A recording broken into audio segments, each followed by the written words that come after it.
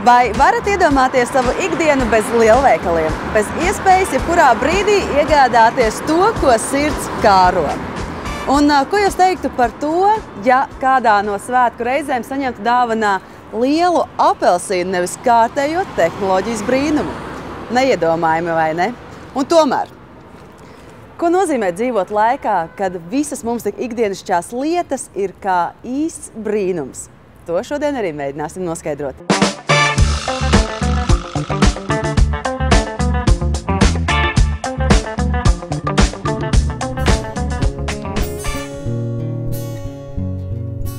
Bēgot no manis, vai tu tuvojies sev, neitrāli kāds pajautā tev, visdrīzāk tevi nesapratīs. Ja tev ir kāds, ko ir bail pazaudēt, kāds, ko tu varētu iemīlēt, dažreiz tu vēlies būt kaut kur. Šajā raidījumā ciemos esam aicinājuši mūziķi, komponistu un rakstnieku Andri Kiviču. Čau, Andri! Čau! Andri, tu vēl paspēji padzīvot tajos laikos, kad nebija iespēja vienkārši iet veikalā un nopirkt visu, ko sirds kāro. Ko vispār nozīmē dzīvot tādā laikā? Nu, tajā laikā tā ir bērnība. Un, tajā laikā tāds materiālisms, kā tagad, nedominēja. Daudz svarīgāk bija attiecības puišļiem savā starpā, kurš galvenais, kurš mazāk. Un īsnībā, vienīgais atceros, kad nāca kaut kāda tur svēta, kad bija škrobi, ka nevar dabūt kaut ko tur garšīgu un tā. Bet par to baigi nedomāju. Jā. Droši vien, ka vecāki par to vairāk rūpējās. Bērni jau tajā laikā, laikam, vispār tikai par otļām domā. Man lielākais saldums man bija baltmaize ar sviestu un cukuru uzkaisīt virsū. Tas bija mamais saldais, ko starp citu baigi senēs ēdis, vajadzētu pamēģināt. Kā tev šķiet, vai mūsdienu jaunatne, vai tie cilvēki, kas nav piedzīvojuši vēl padomu laikus, kad nebija iespēja iegūt visu, ko vēlēs, vispār novērtē tās mantas, kas viņiem ir apkārt, to ēdienu, ko viņi var jebkurā brīdī iegūt? Es domāju, ka nenovērtē. Cilvēks tā iekārtos, ka viņš pie jebkādām materiālām lietām pierod momentāli automātiski, gan pie mašīnām, gan pie mājām, un ar laiku tas pat kļūst par apgrūtinājumu, un to jau redzēt maziem bērniem, ka viņam, tās mājas, kur ir piekrauts ar visiem Lego, ar visām mantām tā tālāk, un tas bērns beigās nelaimīgs, un arī vecāki, jo viņi ir vīlušies, ka tas nesniedz piepildījumu, un to jau ātrāk cilvēks sapratīs, jo labāk. To es arī mēģinu, no savām dēliņiem pastāstīt, ka, ja ir dators un planšetnieks jau ir, tad nevajag vēl vienu datoru vēl priekš kaut kā, jo tas nedod neko. Pirmo reizi mēs satikāmies Rīgā, pirms gandrīz jau 3 gadiem. Tajā laikā man novēcās, jo es neko daudz nezināju par viņu. Es ar viņu satikos vienkārši kā ar cilvēku, kā ar parasti, kā jebkuru garām gājēju.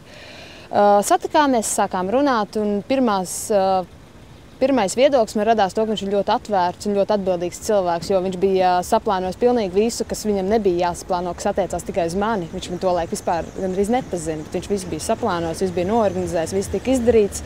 Un, tas bija ļoti liels atvieglojums, un tas parādīja to, ka vīrietis spēja arī principā par tikko iepazīt meiteni parūpēties, ka viņam nav viena alga.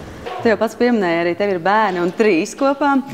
Kas ir tas, pēc kā tu vadies viņus audzinot? Kas ir tās galvenās vērtības, ko tu viņiem mēģini ielikt?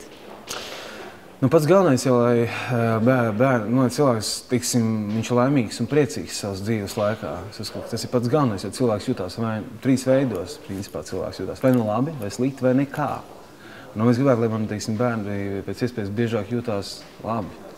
Un tas ir pats galvenais, iemācīties gūt no dzīves prieku, sevis prieku no kustībām, no sporta, no aktivitātes, no tā, ka tu kaut ko dari, nevis, ka tu sēdi. Puikam saka, tev ir jābūt smukam, tev ir jābūt stipram, tev ir jābūt interesantam, tev ir jāzina valodas, lai tu varētu braukt uz ārzemēm. Es viņam mēģinu stāstīt to, ka cik daudz ir tādi bonusi nāk klāt tam, ja tu esi aktīvs, ja tu dari kaut ko, ja tu savu dzīvi dzīvo pa īstam, vai ne? Tā. Es domāju, ka tie ir viņa bērni, tās ir viņa mazās meitiņas, viņa burvīgā sieviņa. Arī tas, ka viņš vada tagad TV raidījumu, kurā viņš izmēģina dejot, dzied, par sportu runā, par kultūru, mākslu, kad viņš kļūst arvien daudzpusīgāks, un tas jau ir tas, kas viņu dzen uz priekšu. Pastāsti, kāds tu pats biji bērnībā? Bērnībā es biju diezgan tāds bērndārs audzinātāji, kad man sūtīja skolu bērndārs, pēdējā grupiņā teica, ka viņi neapskoš to skolotāju, pie kuras es nonāku pirmajā klasē. Un pirmajā klasē man bija, es biju teicamnieks ar priekšzīmīgu uzvedību. Es saņēmos, es biju viltīgs. Es sapratu, ka tagad ir šitā te, un otrā klasē jau es biju gan rīzot teicamnieks jau neapmierinošas uzvedības. Es sapratu, ka tas darbojās vai ne. Kā vajag uzvesties, lai dabūtu priekšzīmīgu uzvedību un tā, un tas bija interesanti. Ļoti kustīgs, dzīvelīgs, spītīgs, nepaklausīgs. Es gāju no mājām projām ļoti daudz reizes, bet tad sagribējās ēst, atgriezos. Atceries vispār savu lielāko nedarbu? Es met pa kaimiņu māju ar jēlām olām no balkona un kaut ko tur spēru no dārza un kaut kas tam līdzīgs. Principā tas vairāk vai mazāk saistījās ar zakšanu. Bet tā zakšana jau vairāk vai mazāk bija tāda, augļi, dārzeņi. Protams, vienkārši vitamīnu trūkums organismā, un mēs vienkārši tīri bioloģiski apsvērumu dēļ vienkārši apmierināt organismu vajadzības. Zagām, viss, kas bija nogatavojies un tā. Atbildība ir tikai augusi. Tas norāda arī to, ka mums tomēr 2 bērni ģimenē ir. Vēl joprojām viņš ir ļoti sirsnīgs. Varbūt reizēm viņš ir pārāk emocionāls tādā ziņā, ka viņš atnes mājās arī savu darbu. Viņš pārunā to, bet tas ir labi, jo viņš vismaz dalās ar mani. Bet no otras puses, zinot to, ka man ļoti daudz laika aizņem meitenes, tad mazliet man ir grūti koncentrēties un palīdzēt viņam varbūt emocionālā ziņā. Kā tu nonāci līdz mūzikai? Kā sākās tava sadarbība, ja tā var teikt, ar mūziku? Tīri ģitāras paņēma rokā nelaimīga gadījuma dēļ. Es izmešu ģīcēli, basketbolu spēlēju ļoti smagi. Pārāku krustniskās saites, sānu saites un menisku. Un bija pilnīgs šoks, man bija 19 gadi. Un bija tāds jauniešu izlasē un tā. Un es saprotu, ka tas ir beidzies. Un tad es paņēmu rokā paņēmu ģitāru. Un veltīju kādu pusgadu tam, lai iemācos spēlēt ģitāru. Un man par patīkam pārsteigumu, man visai labi tas padevās. Un tad es domāju, ka ja tās dziesmas tiešām var spēlēt arī citu cilvēku un atcerēt bez muzikālās izglītības, kāpēc es nevarētu to pamēģināt. Un tādas melodijas man galvā rosījās, un tā es arī, tādā pateicoties basketbola traumai, pievērsos mūzikai. Tev ir izdot arī autobiogrāfija un dzējoļu krājums. Ne katrs uzdrošinās izdot savu autobiogrāfiju. Kā tu līdz tam nonāci? Sākās viss tā, būtībā 2005. gadā viens dzeltenās preses žurnālists pazemoja man draudzenes stāvoklī, kas vispār nebija ne pie kā vainīgi. Un es būtu nevies to, ka es gribēju skandālu, kur es īstenībā negribēju, jo man tāda vienkārši nebija. Pēc tam sekoja melnās publicitātes, es viņam iedevu pa snuķi vienādi sakot, un pēc tam sekoja kādas negatīvās publicitātes vilnas, kas ilga kādu gadu. Tas mākslīgi veidots, un es to visu pierakstīju, kā tas ir, jo es sapratu, ka kaut kāds cirks notiek reāli ap mani. Un es sāku rakstīt to grāmatu, un kādā intervijā bija pateicis, kad es principā to pierakstu. Un tad vienā jaukā dienā es, protams, sapņoju, ka es varētu kādreiz mūžā rakstīt grāmatu, jo tiešām bija neticami notikumi visādi, nereāli. Un tad vienā dienā piezvanīja Vīka Ilboka no Zvaigznes ABC un teica, ka varbūt mēs varam slikties aprunāties, ka varbūt varētu uzrakstīt arī to grāmatas beigām. Un es teicu, ka man ir kādas 3 nodaļas, kādas 17 vajadzētu pierakstīt klāt, bet kad es varētu to sarganizēt visu. Un tā es principā visu vasaru cēlos katru dienu 6 un uz kādiem 11 rakstīju grāmatu un tad braucu uz Jūrmalu. Es varēju vispār parakstīt tikai no rītiem, ka pamostās pilnīgi svaigi galva. Pēc tam, kad tu esi uzņemts jau kādu informāciju, tu nevari vairāk parakstīt. Viņš ir ļoti mainījis pa šiem gadiem. Nebavēlt arī viņa grāmatā. Viņš pats to visu atklāja. Viņš ir kļuvis ļoti tāds nopietns, līdzsvarots ģimenes cilvēks. Viņš ir tāds kārtīgs latviešu vīrietis, kādu ir ļoti maz šobrīd mūsdienās. No tāda draiska, mazliet bohēmistiska cilvēka, viņš ir palicis par nopietnu ģimenes cilvēku. Tas priecē. Dzējoļu krājums. Vai tev jau bērnībā patika rakstīt dzējoļus, un vai tajā grāmatā ir tāds, arī pagātnes dzējoļi, vai tomēr visi tādi jauni? Tur bija arī dzējolis vecākais, kurus bija rakstījis kādos 14 gados. Nebija tā, ka pārlasot tagad ar mūsdienu pieredzi, zināšanām liekas tās toreiz smieklīgi? bija gudrāks godvārds. Es vispār cilvēks kādiem 5-6 gadiem ir tas gudrības kulminācija. Viņam viņš paliek dumjāks un dumjāks un dumjāks. Viņam liekas, viņš paliek gudrāks, viņš ir pieaudzis un tā, viņam ir pieredze. Bet viņš sāk pieņemt aizvien neadekvātāks, kāds jocīgāks lēmums īstenībā dzīvē. Tajā laikā visi pa plauktiem, tu esi nedaudz kategorisks, ļoti kritisks, tāds un tā. Un tajā vecumā viss ir pa īstam. Tur nav nekāda kompromisa nevienā vietā. Un kompromiss, kā mēs zinām, tas ir pirmais solis uz degradāciju, ka tu principā un uz kompromisu tieši balstās visu mūsu sabiedrību. Uz vienīgiem kompromisiem. Tu nevari teikt to, jo būs tas, un tu nevari darīt to, jo tad būs tas, un tev visu laiku ir jāmeklē kaut kāds zelta vidusceļš, kas tajā vecumā neeksistē. Tu ir vienkārši skola, treniņš, mājas, un tev vispār to nedomā. Un tur daudz dzējoja tādi, īstie patiesie par baznīcu, par reliģiju, par Dievu. Katrā ziņā, jo vairāk pavadu laiku, kāda veida literatūrā, mūzikā vai mākslā, es aizvien vairāk novērtēju pirmo impulsu un kaut kādu patieso, absolūti patieso pirmo emociju. Tā kā sākās tēlošana, tā kā sākās slīpēšana, atkārtošana, pārdziedāšana, vairs nav tas. Un tur tie dzējoji, tur tiešām pilns sirdi tapa, un tas man aicinājums, jā. Viņš noteikti ir stingrāks kā es, daudz stingrāks, bet tāpat laikā viņš ir ļoti mīļš. Īstenībā, manuprāt, viņš ir lielisks tēvs, tādu, kādu var vēlēties jebkura ģimene. Mūzika un dzējoļi ir tevis paši izvēlēts ceļš. Basketbols, tāds posms tavā dzīvē bija. Kā tu nonāci līdz basketbolam? Uz basketbolam nonāca tā, ka man īsti nepadevās hokejs. Es sākumā gāju uz hokeju, man īsti nepadevās hokejs. Es gāju zīmēšanas pulciņā un tā. Un tad man mamma aizsūtīja 8 gados uz basketbolu un izrādījās, ka man ļoti labi sanāk atkārtot visu, ko man parāda. Es momentāli pirmo reizi varēju atkārtot.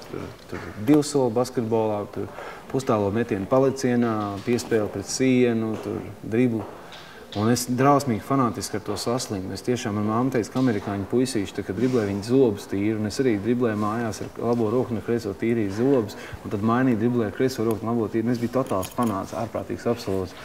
Un vienu brīdi, es domāju, ka jaunatnes līgā, es domāju, ka varēja būt no Randa Pogiņa mēs dalījām tādu džeku, mums dribla tehnika bija atslīpēta. Vienkārši aiztaisītām acīm driblēja 3 bumbām, driblēja 4. Un es šausmīgi saslimu basketbolu un biju totāli absolūti iekšā basketbolā. Man neinteresēja nekas izņemot basketbolu un varbūt meitenes vēl. Un tad es, trāpīju 15-gadīgo jauniešu izlasē, tad kadet izlasē, tad tajā nākošajā. Un tad 16 gados sāk spēlēt profesionāli jau. Man bija alga. 16 gados maksāja algu. Konkrētā daudz mainījās par to, ka spēlēt basīti, tev algu maksā. Un tad es dabūju 19 gados to traumu smago. Un tad sāku uz mūzikas virzienā skatīties. Šodien mēs vedīsim arī tevi. Tavās bērnības gaitās pastāsti, kur tu mūs vedīsi? Jā, tātad mēs aizbrauksim uz manas mammas māju, kur es uzaugu, principā, un nodzīvoju diezgan ilgi. Tas ir Pārdaugavā. Pleskudāles Šampēta rajons, netālu no Zaslauku stacijas, netālu no Spiķes arī tagad. Tad mēs dosimies uz VF sporta skolu, kur es gāju no 8 līdz 16 gadiem. Un uz Rīgas 2. vidusskolu, kur es pabeidzu 12. klasi, pirms iestājos Latvijas universitātē. Man pašam ļoti interesanti būs aizbraukt, jo es gan 2. vidusskolā neesmu bijis kopš 18 gadu vecuma. Un tajā sporta skolā es neesmu bijis kopš 16 gadu vecuma. Vienā vietā es neesmu bijis 20 gadus un vienā 18. Tas ir interesanti. Jā. Braucam? Braucam.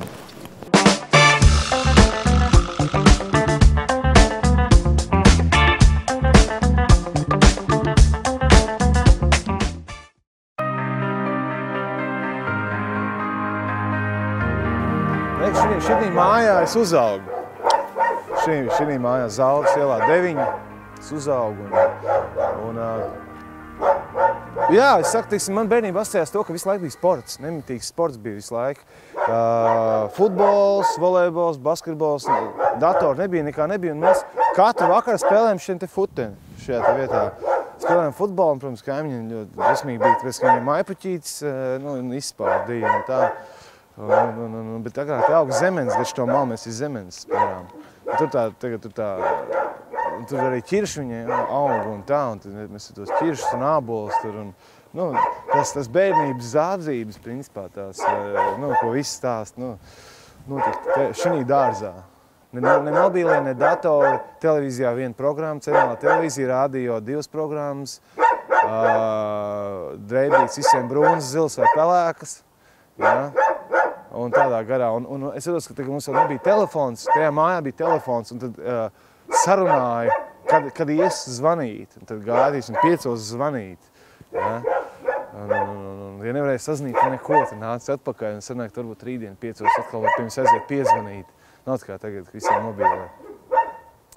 Nu, Šāmpētera Pleskudāles rajona Pāršalca, faktiski tāda neaprakstām pozitīva emocija vētra, ka mēs uzzinājām, ka mūsu rajonā top atrakciju parks. Un viņš tiešām tapa, un tajā laikā reāli neko labāk iedomāties nevarējām. Lūk, karuselīti mēs varam nofilmēt, ja? Šis bija, teiksim, savā laikā ideāls karuselīts, un es atceros, ka es te kāpu bērnībā. Un šitais bija leģendāra atrakcija, kas saucās Kurš var nolikt. Un tad es rāpos augšā, līdz pašai augšai, un tad mēs sadarījām, kurš varēs no šejienes nolikt. Un tādā garā. Bet es domāju, ka ielu vingrotāji te atrastu, ko darīt. Kas man bija ideāli, ka man no mājas bija līdz bērndārzam jāiet kaut kādas, nu, tur cik ir 3 minūtes. Un es atceros, man bija tādi draugi, Imants un Armīns, bija 2 tādi draugi. Un mēs vienmēr sacentāmies, kurš ātrāk apiet brokastis, un katru rītu kāds aizarījās, nu tā, ka viņi ved pie māsiņas. Un bija tāds sacensības, kurš ātrāk paēdīs.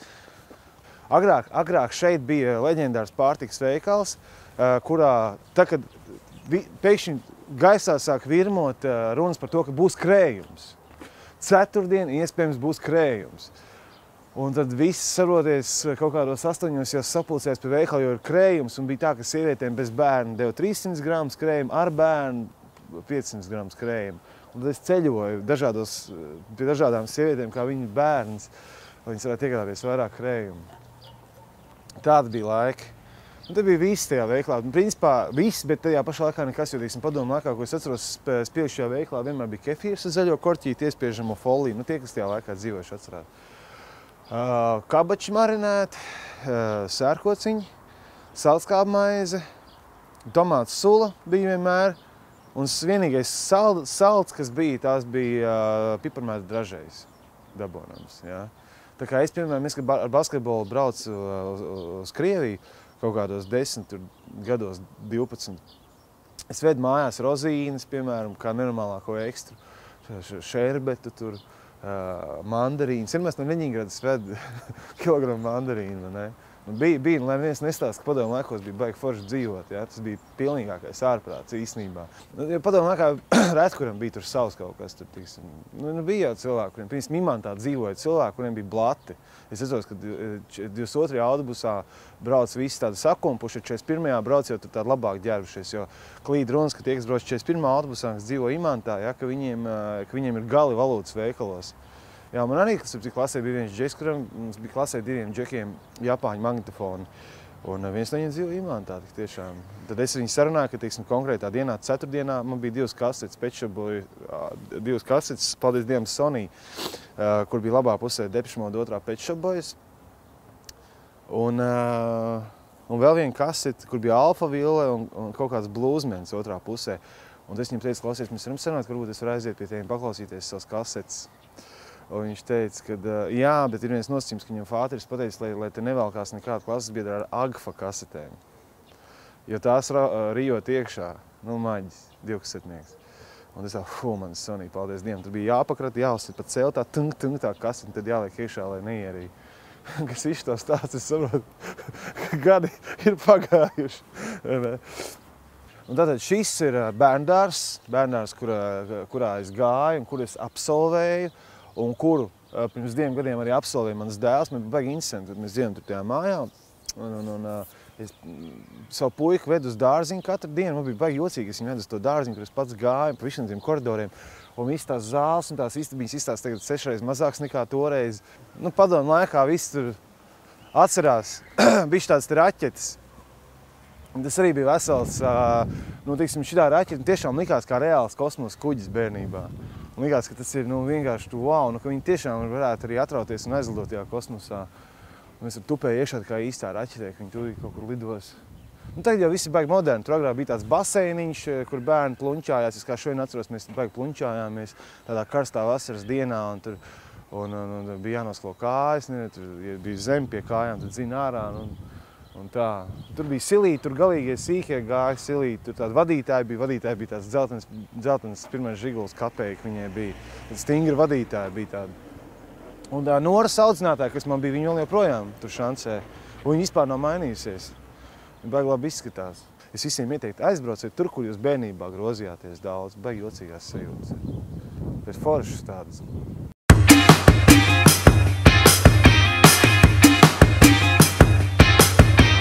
Jā, tagad mēs esam Brīvības ielā 197. Šeit ir Alfrēda Kraukaļa VF basketbola skola. Tur tālāk.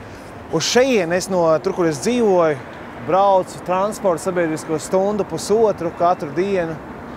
Un bija režīms tāds, ka beidzās skola 2, es gāju mājās, uzēju stāvas pārsli putru.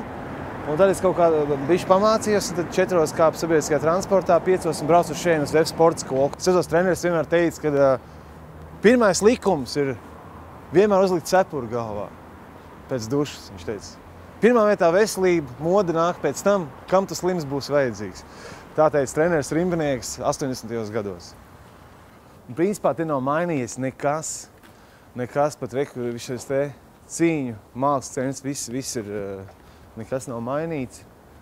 Tieši tā tie ir īstajās vecais ķieģelīts, viss, vienīgais durvis ielikts jauns. Te bija kādreiz ieeja uz sporta zāli. Kas te tagad ir? Tagad te ir ciet, rests priekšā. Jā, katru dienu 6-7 vakarā sākās 2 stundu garš treniņš šeit, VF sporta skolā. Bija iekšā gāzētā ūdens aparāts, 1 kapēka bez sīrupa, 3 kapēkas ar sīrupu. Un visi stāvēja 15 šeit vienā rindā un ar 1 glāzi dzēra, nolika glāzi vietā, nāca nākošais no tās pašas glāzes malts. Un tad ārā uz ielas arī bija tas gāzētā ūdens aparāts. Tur jau bija tās glāzes ar ķēdi jau, lai nevar nozagt. Bet arī viss padomju tauta dzēra no 1 glāzes vēsu uz ielas, un tur to glāzi viņi tīrījās tā, ka viņi uzlika uz tādu uzspiedu un ūdens tā no apakšas skalojās. Bet tā pati maliņa, ko liek pie mutes, tā jau nenoskalojās, izskalojās tikai iekšā. Un cilvēki kaut kāds, domāju, ka 10 000 cilvēku padzērās no 1 glāzes, teiksim, vai ne, katru dienu. Un neviens baigi neslimoja, tas neviens nezināja, ka jāslimo. Tu esi mans okeāns un jūra. Jā, tas ir mans treneris, pirmais treneris, pie kuras trenējos Jānis Rimbinieks. Tagad viņš aicina 2003. gadā dzimušos zēnus uz treniņiem basketbolā. 12 gadu vecumā, tas bija 89. gads, Latvija vēl brīva nebija palikusi īsti. Mēs braucām uz Zviedriju pa jauno gadu. Katru jauno gadu bija pilsētā Lunda, bija basketbola turnīrs. Mēs atbraucām, protams, mums atkārās žoks, mēs ieraudzījām botus veikalā, kā arī visāds krāsainas konfekts un kaut kas tur. Un mums bija vienīgiem kedas, parastās inkaras kedas lietuvieši, tāds drausmīgs, kurām varēja atsist papēži. Un visiem pārējiem bija botus, tur konverses botus un tādas botus. Un tad beigās dabūja kaut kādu humāno palīdzību, un tad labākajiem izsniedz kaut kāds arī mums botus, atceros. 89. 90. gadā iedeva botus, pēc Nike kaut kāds, kas slīdēja nenormāli. Jā, Zviedri atdeva, tur jau protektori vairāk nav nekāda, slīdēja, bet bija tā botus. Tas skolā, ka bija kaut kāda diseni, tad tās pašas botas bišķiņi notīrīja un kopā ar džinsiem botas. Galvenais tajā laikā bija mēlītes atstāt ārā maksimāli.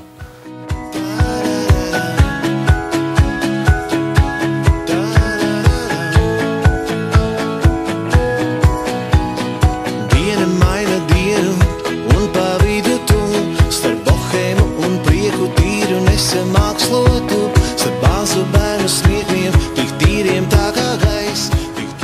Mēs atrodamies pie Rīgas 2. vidusskolas. Tagad viņi saucās Rīgas valsts 2. ģimnāzija, bet tagad es viņā mācījos. Viņi saucās Maldas Krejas un Džema Bankoviča vārdā nosauktā Rīgas 2. vidusskola. Maldas Kreja un Džems Bankovičs bija 2, cik es saprotu, komunisti varoņi, miera varoņi nāvē, sarkanās armijas rindās. Bet es precīzi nepateikšu. Jā, kas ir interesants, neviens negāja iekšā pa vidējām pa vidēju arku nekad, jo tas nozīmē, ka 100% izskatīs eksāmenos, un tas ticējums jau kaut kādas 100 gadus ir. Viss pa maliņām. Jūs nekad neredzēsiet, piebraucot pie šīs skolas, ka kāds iet iekšā pa vidēju arku. Jā? Ārā var nākt pa vidēju, bet iekšā iet nevar. Nu, ejam iekšā pastīties, kā tas izskatās tagad.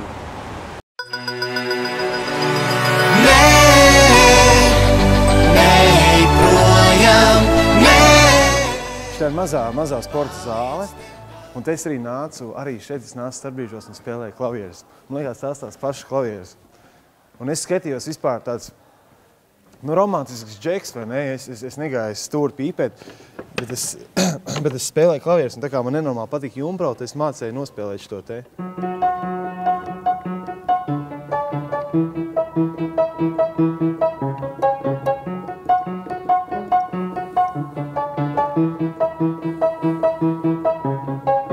Ziemeļmeitu, no Ziemeļmeitu visi juka prātā dēļ grāvera un dēļ jumpraus tajā laikā un tā.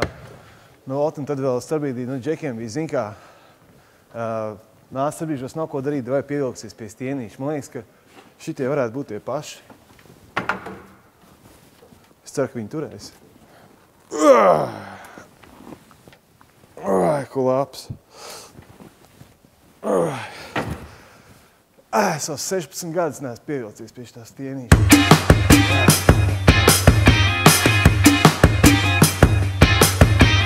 Tu esi mans okeāns un jūra. Tu esi mana izlaušanās no būrā. Viss ir baigi modernizēts, palicis otrajā vidusskolā, viss ir izremontēts pa svaigo, viss ir. Kādreiz bija savādāk, tur bija viena tāda pavāra, bija. Starp citu, atcerieties to džeku, kas tēloja Sprīdīti, Latvijas kinostudijas filmā Sprīdītis. Tur tālāk ir apmēram tāda pati telpa kā šeit, kur ir izlietnes un tāda niša. Un es pirmo reizi mūžā dabūju pa purnu no viņa, no tā Sprīdīša un 2 viņa draugiem. Viņi man iespēja šitien te iekšā. Kas ir jānais? Un es tā, nesitiet mani. Tā bija. Nopietni. Pēc tam skatos, ja Džeks beigas Sprīdīti tēlo. Laimes māte, jā, un viss šitais. Ļoti skaisti taktu zāli, un šeit es arī starpbrīžos sēdēju un spēlēju klavierus šeit. Bet jau cits skaņdarbs spēlēju te kaut kādas.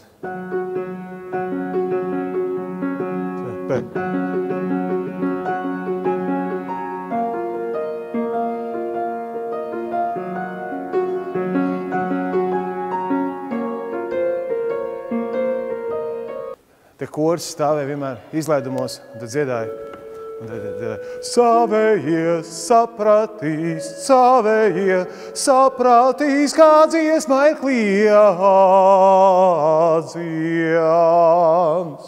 Mani mīļie absolventi. Šodien ir tā diena, kad jūs aizlidosiet projām no mūsu līgzdiņas lielajā dzīvē. Kā jums tur klāsies? Par ko jūs kļūsiet? Kāds būs jūsu ceļš? Tas ir jūsu rokās. Bet jums vienmēr ir jāzina, ka jums ir kāda vieta, kur jūs vienmēr gaidīs. Un tas ir šeit, Rīgas 2. vidusskolā. Es vēlētos novēlēt, lai vienmēr pietiek pacietības, lai bērni dāvā ļoti daudz prieka un lai mums izdodas piepildīt mūsu mīļo sapni, doties visiem kopā uz Ameriku. Bučs!